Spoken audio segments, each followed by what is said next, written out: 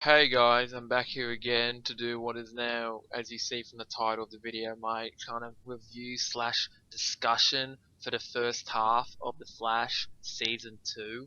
And that, where, funny thing is, I already had a 30-minute video, done and dusted for this, discussing it, and it's kind of vanished without a trace, but I'm going to attempt it again, and that hopefully it comes out right and it doesn't vanish from me, and that before I can save it all and get it uploaded and that. So anyway, I'm gonna dive right into this.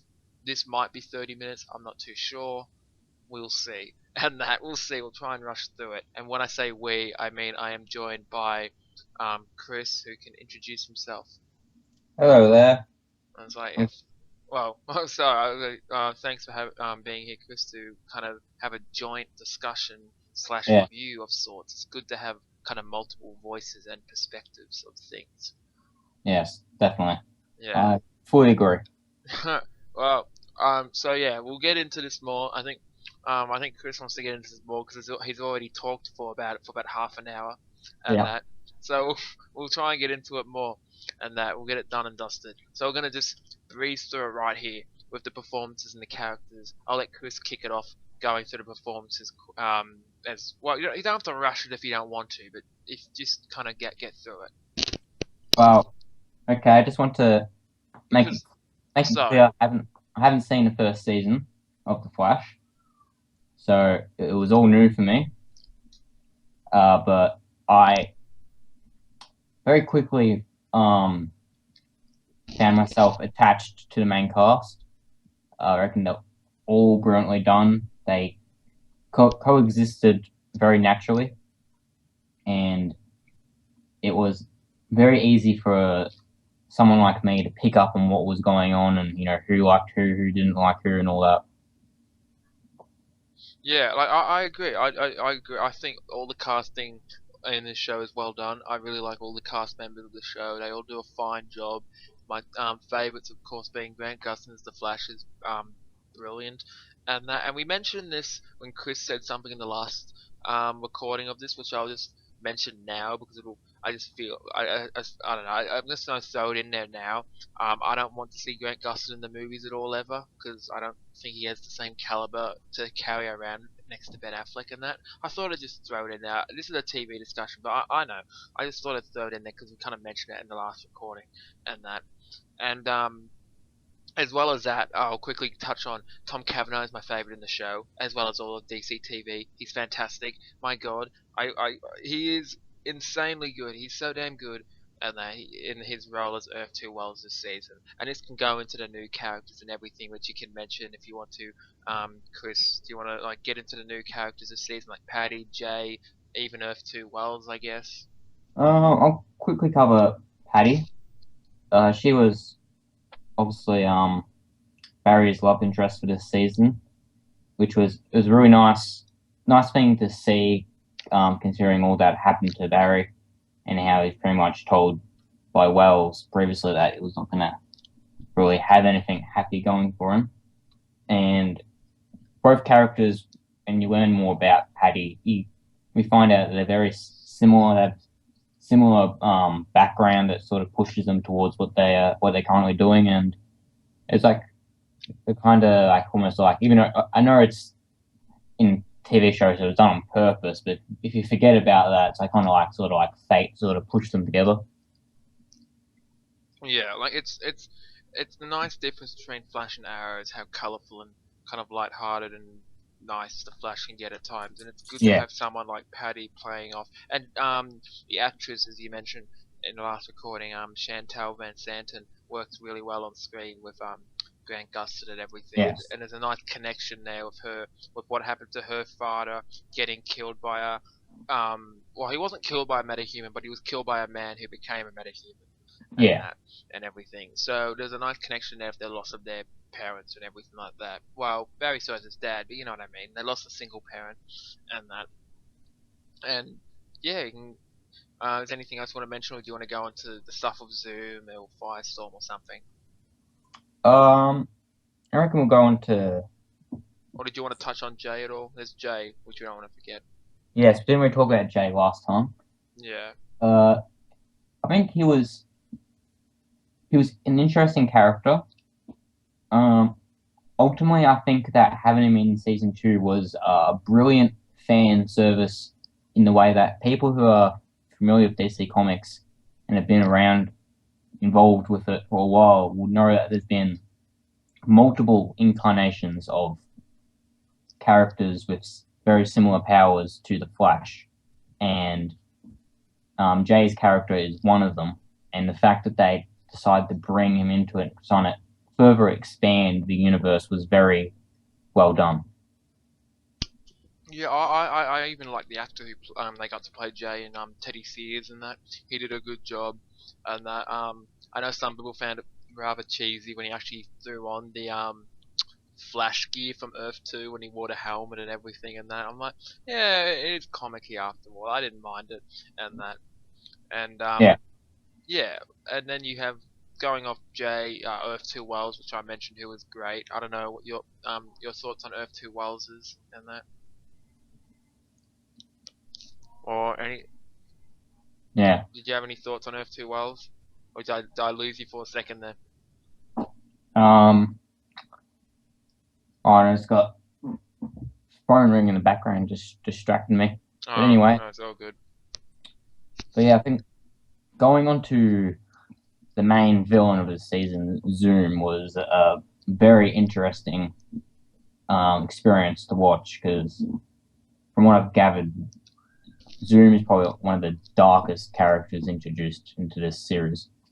It's like we say dark, but it's also I think it's more in the vibe coming off of him because at the moment he's still very mysterious, and that Yeah, definitely. and I want to assume by the end of the season he may be one of the darkest villains on DC TV, but it's like we can get that from the vibe of him, like I said in the last recording, but I don't know what to say now, and that because we still don't know a ton about him. Like let's be honest, all we know is that he wants to absorb Barry's speed and everything. Yeah, yeah. As was said by Wells recently, Zoom pretty much wants to fatten him up and gorge and all that power.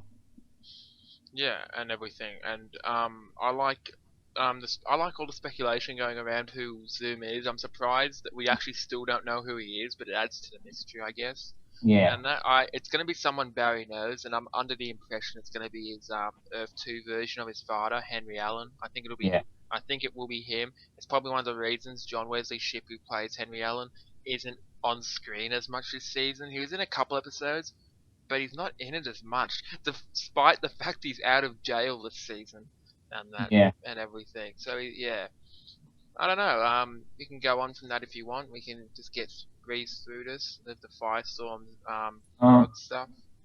I reckon the Firestorm arc was very important because it was done very quickly, but it also does lead up to it will eventually lead up to the Legends of Tomorrow. Yeah, it was nice how they kind of wrapped it in a bow kind of quickly without dragging it out. They kind of got to the point of it all, and they addressed it rather nicely. Even though the Firestorm episode with the villain and everything was a bit forced, I didn't really like the motivation of the villain in that Firestorm episode. I did like the replacement in Jefferson Jackson as the new Firestorm, kind of Ronnie's replacement, I guess.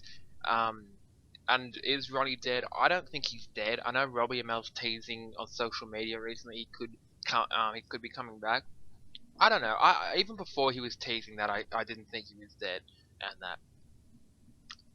So yeah, do you think Ronnie's dead or what? I'm just gonna say that with the knowledge of another Earth and teleportation portals and that between them, there's definitely the possibility that he's alive, but we won't know until we see it or don't see it. Yeah, like most characters in like the DC, like I think just about most characters in comic book stuff these days always never really die, except for Tommy. Tommy's staying dead forever, even though I want him to come back, and that. Too soon for that. But outside that anyway, despite that, we'll go on from that. We'll mention the Firestorm arc was well handled. They got to the point, and it was nice setup for Legends. and you have the Grodd stuff, the Grodd episode, which I'll let you talk about because this is your first kind of introduction to Grodd. Yes. I was very impressed with how they dealt with him. CGI was great. Pretty accurate to the comics as far as I know, and wasn't because even though everyone, like when people were mentioning him, obviously wasn't definitely not the most nicest guy to come across in a dark alley, but it was nice to see that we saw another side to him, and with Caitlin, how he kind of had as you mentioned in the previous recording, was very reminiscent of King Kong. Yeah. And yeah, it was a nice change to the series because it was I just felt it was kind of different. Yeah, there was very nice homage in there to classic King Kong and everything, or the story of King Kong, kind of the whole of the up the tower with the woman and everything like that, Yeah, and the bond between I apologize between Caitlin and Grodd and everything, and that it's kind of like with King Kong and I can't even remember her name now, but you know what I mean yeah, in the movies and everything, and I like the kind of homage to that, and I think it was done on purpose to an extent as well. And that yeah, because we know I know the head writers of these shows even just as big of kind of geeks I guess as us or anyone else and everything and yeah, that and I do like the ending of this episode too where Grodd went to Earth 2 and you had the army of apes and everything, which is kind of like a tease towards what they could be doing in the show from the comics where Grodd has that army of apes and everything and that, which will be very interesting to see if they actually do. indeed. And it could be it could be the equivalent of Deathstroke and his army in Arrow or something. Yeah, That would be. I've just actually thought of that there. I'm like, yeah, because Deathstroke had that super soldier army, and then Grodd could have what are pretty much super soldiers and gorillas and everything yeah, from that. So that would be very entertaining to actually watch. I'd be very curious to see how they do it because they use a lot of money this season already on King Shark and Grodd as well as other things. So I'd be very curious to see if they ever do a Grodd and army attacking Central City story of sorts and that. And yeah, like do you think King Shark is going to come back at all? Do you think they just used him for fan service and most of the money is going to go towards the storylines coming towards us with Grodd and everything? Oh, I hope that King Shark comes back because I just thought he looked really awesome. It was literally a great white shark on legs, and I can understand if it's just fan service, and if that's just what it's going to be, they've done a good job of it. But they just ended it a bit abruptly, and he's a shark. He should be hard to get rid of. It was very weird though in that episode at why a 7 foot or 8 foot shark managed to sneak up on the fastest man alive. Yeah. Like, how did he manage that? I found that kind of funny, but yeah, I don't know. Well, Yeah. What else? I'm probably not even related. Sharks can be surprisingly stealthy, but I guess yeah, just funny on land with the fastest man alive and everything. Yeah. And that I don't know, but it was for dramatic effect, I guess. It was to get people. You could tell why they did it and everything. And, Yeah. It was for a dramatic effect and everything. And yeah, going off the stuff of Grodd and King Shark. But do you think we'll see the army of apes in the Flash eventually? Do you think we'll see them actually pull it off to like bring justice to making Grodd like could? This is a good question. Do you think we could have a season where Grodd is the main villain? I could, well, potentially. I reckon I could definitely maybe pull off the army of apes, because it'd be a shame if we don't see Grodd again after this. This is just his final episode. But all we know is just stranded on Earth 2. But it would be a disappointment if he doesn't come back. Whether or not he could be up there with the likes of Reverse Flash, Zoom, and as a main villain is probably depends. It'd probably be a big leap considering that they have to spend a bit of money on his CGI, and you probably wouldn't want to see that every single episode because it'd get old seeing the gorilla. Like, it'd still be an awesome character, but won't be as wondrous.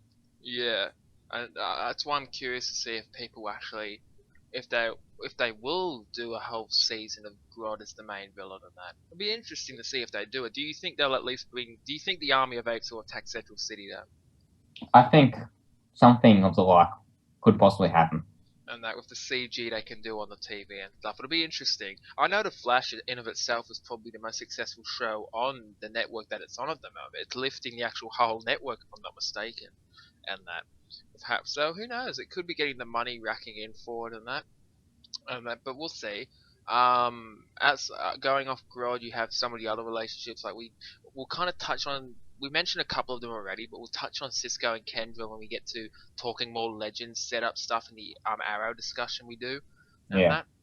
Going off that anyway, we'll mention how you.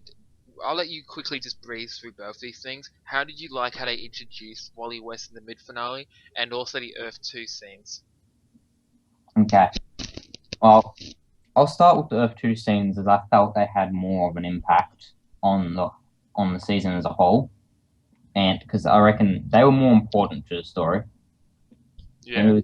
it was interesting to see these characters that had come to Earth 1 before I could seen them what they were like on their Earth, like what their ordinary day of life was. You know, so we saw Jay as the Flash. We saw Wells as, you know, guy in charge of I've forgotten the name of the Star Labs. That's it.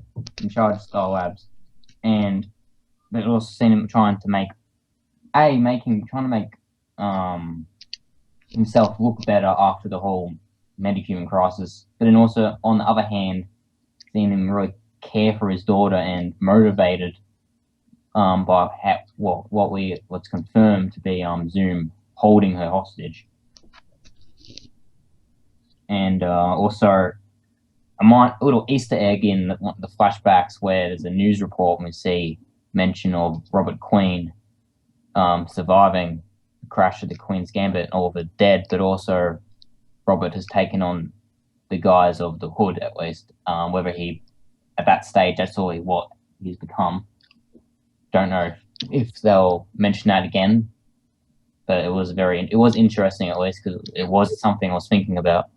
Yeah, it'll be interesting. Do you think before we touch on Wally West and then the mid finale, do you think we could actually see the actor? I apologize. I'm forgetting his name, but the actor who played Robert Queen, Robert Queen, actually come back as an Earth 2 version of the Arrow himself, and that'll be interesting to see if they actually do that. I don't think they will. They'll probably just mention it occasionally, but it'll be very interesting to see if you have Oliver confront an Earth 2 Arrow version of his father at some stage.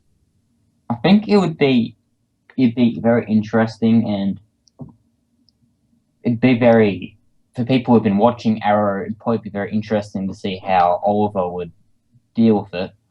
But I don't know because Arrow so far, as we'll probably talk about in the next video, Arrow hasn't really explored the whole situation of these of an alternate Earth. Hasn't really mentioned it whatsoever, as far as I'm aware. So No, not really. so for them to just suddenly do that, like honestly, even though it wouldn't have added to the story, the best chance they would have had to have done that would have been the crossover. But of course, they didn't do that because there was no point to them doing it. It wouldn't have helped the story. But that probably would have been the best opportunity for them to do something like that. Yeah, and going off that anyway, you can. I'll just briefly start on the Wally West stuff. I thought it was a very abrupt kind of introduction to him. It felt like they just forced him in the mid finale because there was nothing else really exciting us in the mid finale. And yes, this is me going in the mid finale claiming it was I thought it was a disappointment, and I thought the Wally West thing was just forced in there to kind of excite us because nothing else was exciting us. I guess it was all just felt like a regular episode. But so now I'll let you talk about briefly on the introduction of Wally West, and then you can round it off with the mid finale and your overall thoughts for the first half. Yeah.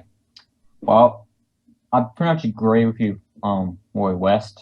It was pretty abrupt and kind of like a big nudge, nudge, wink, wink on the fact that we'll probably see him later on as a major character, possibly becoming another Flash, in another season. Yeah. Because that's what happens in the comics at least. And they've been pretty resourceful using the comics, considering a lot of these characters, some of these characters we've seen in the seasons have been very, sometimes even vague characters for people who are not like into the comics in depth. And so, but aside from that, it wasn't. They could have left it out. Like they could have completely left it out, and it wouldn't have. I wouldn't have said. It wouldn't have, in my opinion, wouldn't have made the season worse if they had not added him in, if they'd not even had all that. Like it was all interesting that, but it wasn't vital to what was going on because I was honestly more interested in finding out who Zoom was, for instance. So yeah, but going off the mid-season finale, I do agree it was a bit of a disappointment. I did like it as its own episode if I treat it as such, if I don't think of it as the mid-season finale. But because it is a bit of a letdown because we don't get to see more of Zoom as we want. And honestly, the episode where Zoom and the Flash first meet that would have been the perfect episode for them to have that sort of situation. Definitely, yeah. So, of course, seeing characters like the Trickster, Weather Wizard was interesting for me because I haven't seen them before. So that was interesting. But I'll just say quickly, it was interesting though, if the whole his confrontation with Zoom did lead into him being unable to run when Grodd came into town. Yeah. So that made kind of an interesting dynamic there. But yeah, continue. Yeah, that definitely was an interesting plot point they decided to go with. But yes, aside from that, mid-season finale did leave a bit. It was wanting, really. Yeah, like Mark Hamill was really good in it. I really liked Mark Hamill in the mid-finale, and that even though there was more Joker in him, like usual and that, but which isn't a bad thing in that and everything. I thought the Joker stuff is really nice. I was hoping for a Star Wars reference of some kind because this is probably his last live action appearance before he's in Star Wars again. And as we know, he made that fantastic reference last season where he tells the younger Trickster, "I am your father." That had me die. That was probably dying of laughter, dying of joy. That was probably the best lines of season 1. And I was hoping he would deliver on something in this episode, but he didn't really. He had some funny lines, but nothing memorable. But he was very, very good in it though. And Liam McIntyre's Weather Wizard is very good. Wentworth Miller wasn't in much of it. I did like the episode though with Captain Cold and Golden Glider, where they saved Golden Glider and everything, and Captain Cold's dad and all that went down there. And we kind of breezed over that a little bit, but I did like that episode and everything. Yeah, that first episode, Captain Cold in this season, that was a good episode. And this final episode with him in it, it just didn't really seem that we needed him in it. Because we know he's going to be in Legends of Tomorrow, but there wasn't really anything in it except for the whole foreshadowing when he says, "Oh, I'm not a hero," which we know he pretty much says in one of the trailers for it. That was just foreshadowing that we knew about outside of the show. Yeah, so I don't know why. I guess he was just there so we could say, what is it? That Weather Wizard has an excuse to break him out of jail, so they could use him for Legends. So they had someone to break him out of jail, I guess. But other than that, he didn't do much at all in this episode. And you had the nice kind of reveal, I guess, at the end about Zoom blackmailing Wells with his daughter and everything. Even though I thought the daughter stuff was actually a flashback and his daughter was actually dead, and that was what was motivating Wells. But no, she's alive, and I like the blackmail stuff going on there. It'll be interesting. Yeah.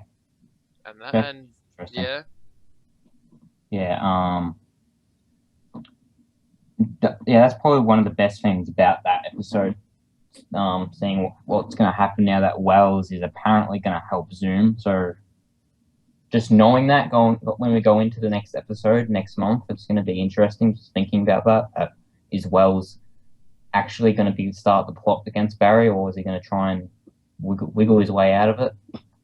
I think he'll start to this is something we'll probably talk maybe at another time about, but he'll probably start something, but I just don't think he'll go through with being blackmailed or something. Yeah. And that, this Wells seems too genuine, and that and everything. I think Wells himself should know that Zoom can't be trusted in any way. So Wells should know that even if he does do what Zoom says, Zoom will probably still end up doing something to his daughter. Yeah. And that. So there's that. And from the promo for the mid-season premiere, I don't know if you've seen it or not, but I thought I should mention it. Did you see the promo for the mid-premiere?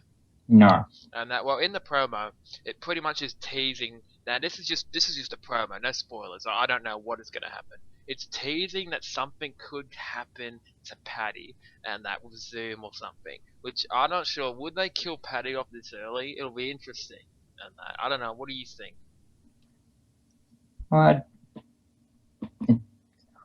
the character, from what we're seeing in Zoom, it would probably be an expected thing. But I don't know. It seems a bit too soon to just throw this character in and just kill her. You know, Yeah. as the season just is in its middle. Yeah, like it seems like all the females on DC TV are in trouble at the moment. Yeah, which I'm sure we're going to be mentioning in our next video. Yeah, definitely. But yeah, that's pretty much it. We'll just wrap it up there, and that I'll make sure to save this one, unlike the last recording. We'll wrap it up there with our overall thoughts. I'll just say I really enjoyed the first half of the first half of the Flash season 2, and that you have me on the line for the next video.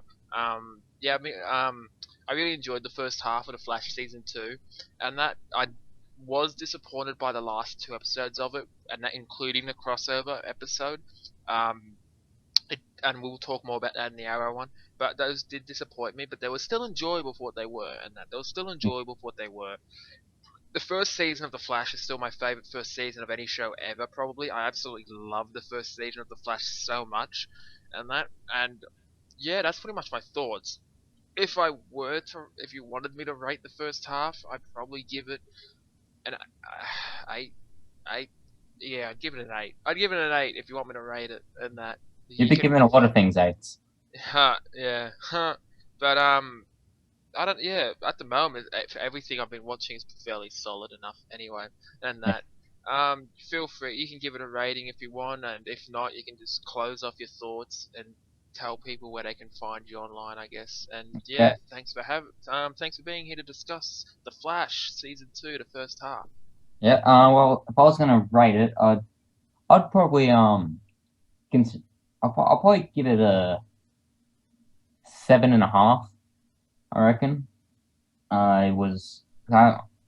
If that's going off. I'm a big Arrow watcher, so I'd still think I honestly can't put them on the same scale. But and also I haven't seen the first season of The Flash. But yeah, definitely a couple episodes were a bit disappointing in that regards. But overall, it was a good season, and I'm definitely looking forward to watching season 1 and seeing the second half of season 2. Yeah. Will you be watching the first season 1 over Christmas? Then by the time we review the whole season, you can talk about all that if you want. Hopefully, that's the plan, but I never know. Yeah, we'll see. Either way, season 2 is at hand and everything. And yeah, thanks for joining me in this discussion, Chris. It was really good. Yes, thank you for having me. It's all good. Yeah, until then, guys, thanks for listening and that. And I should see you in the next video. I'll see you in the next video. This one should be saved and going up, and that. So yeah, thanks for being here, Chris. See you guys in the next video. See ya. Yep.